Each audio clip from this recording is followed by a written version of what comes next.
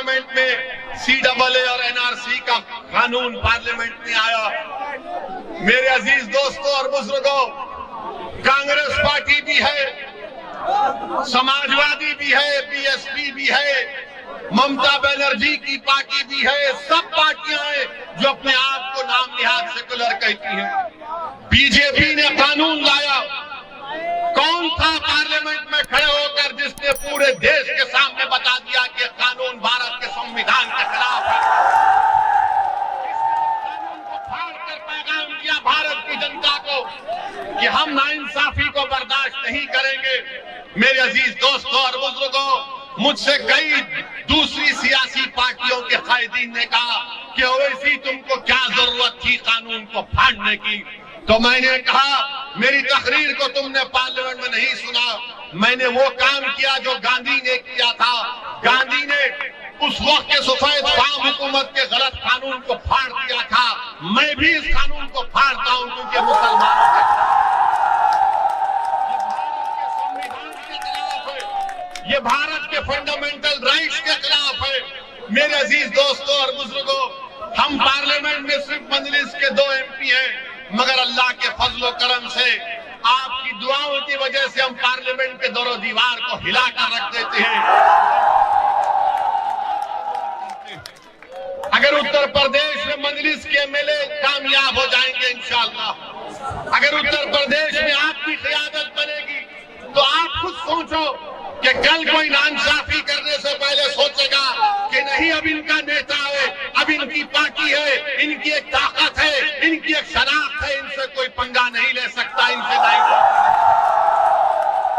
यही तो हकीकत है ना, यही तो हकीकत है। भारत की सियासत की हकीकत यह है कि जिसकी लाठी उसकी भैंस है।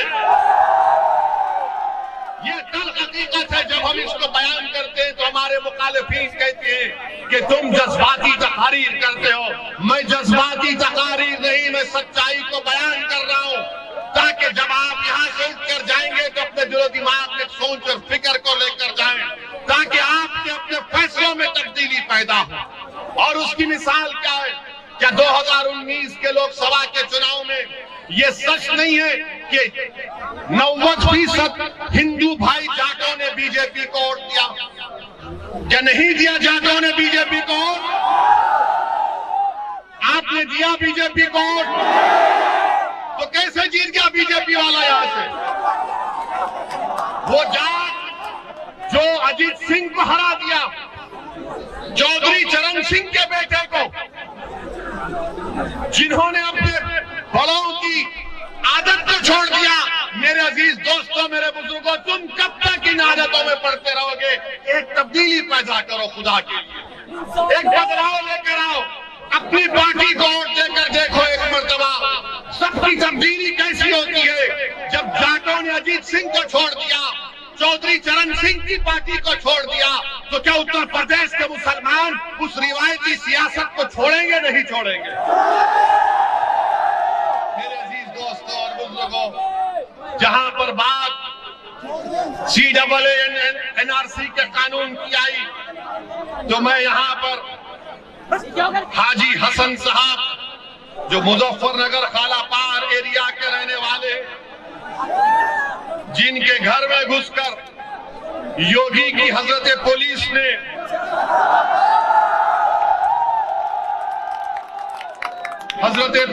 उनके घर में घुसकर उनके घर को लूटा, 5 लाख रुपए लूट लिए।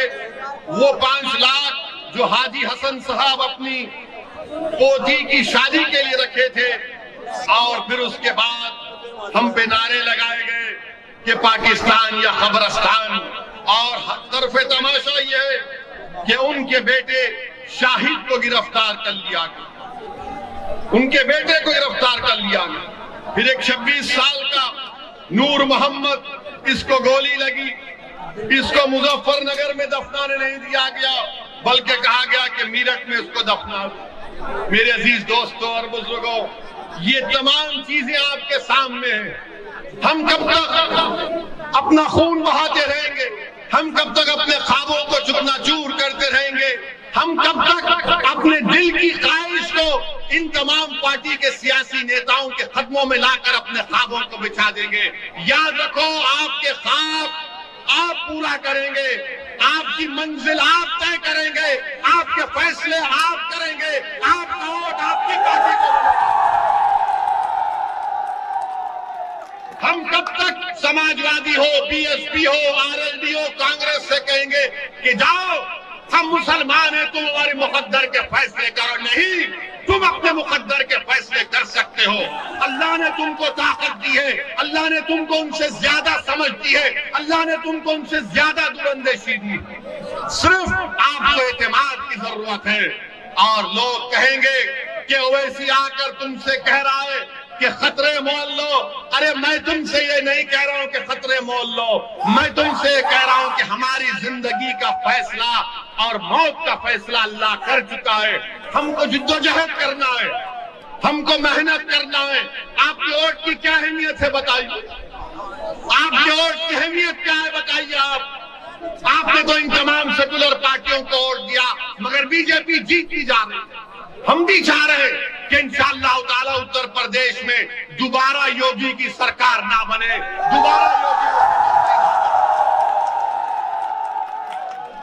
मगर ये लोग आकर क्या कहेंगे कि मुजफ्फरनगर में अगर वोट मुसलमानों का डिवाइड हो गया तो बीजेपी जीत जाएगी।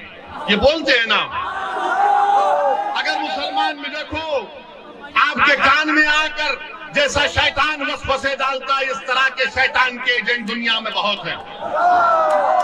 ये आकर कहेंगे कि देखो, अगर तुम वोट नहीं डालोगे तो बीजेपी को फायदा होगा। हम उस हजरत इब्लीस की औलाद से पूछना चाहते हैं।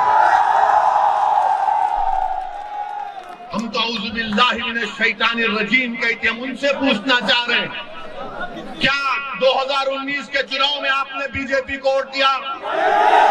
आपने क्या 14 में आपने दिया था? क्या आपने 17 के विधानसभा के चुनाव में दिया था? तो 14, 17, 19 आपने 3 चुनाव में बीजेपी को वोट नहीं दिया, तो फिर कैसे बीजेपी जीत गई? कैसे जीती बीजेपी? ये फैसला आपको करना है। आपने 14 में आरएलडी को वोट दिया, कांग्रेस को दिया, बीएसपी को दिया, सपा को दिया, मोदी के एमपी जीत गए। 17 के विधानसभा के चुनाव आए, हम तो नहीं थे यहाँ पर, बीजेपी जीत गई। 19 में मैं एक सीट पर नहीं लड़ा, मंजलिस नहीं लड़ी, बीजेपी जीत गई। मेरे अजीज दोस्तों और बुजुर्गों, इस बार आप गलती नहीं करेंगे, इस बार आप ये गलती हरगिज नहीं करेंगे इंशाअल्लाह। यकीनन बीजेपी को रोकेंगे, मगर बीजेपी को रोकने का मतलब ये नहीं है कि मैं इनकी गुलामी करता रहूं। बीजेपी को हराएंगे जरूर इंशाअल्लाह ताला, मगर इसका ये मतलब नहीं है कि मुझे तुम खबर में उतारोगे, मेरे घर को खंडेर बना दोगे, मेरे नौजवान को गोली मार दोगे, या जो बच जाएगा उसको जेल में डाल दोगे, मेरे बच्चों को स्कूल नहीं मिलेगा, इंटर कॉलेज नहीं मिलेगा। मगर ये लोग आकर कहेंगे वोट हमको दो, नेता हम बनेंगे। ये नहीं हो सकता। वोट भी आपका होगा, नेता भी आपका होगा, रोशन मुस्तकबिल भी इंशाअल्लाह आपका होगा।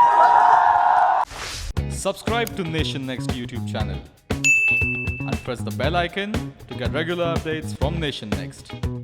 Also like Nation Next Facebook page and follow us on Instagram and Twitter.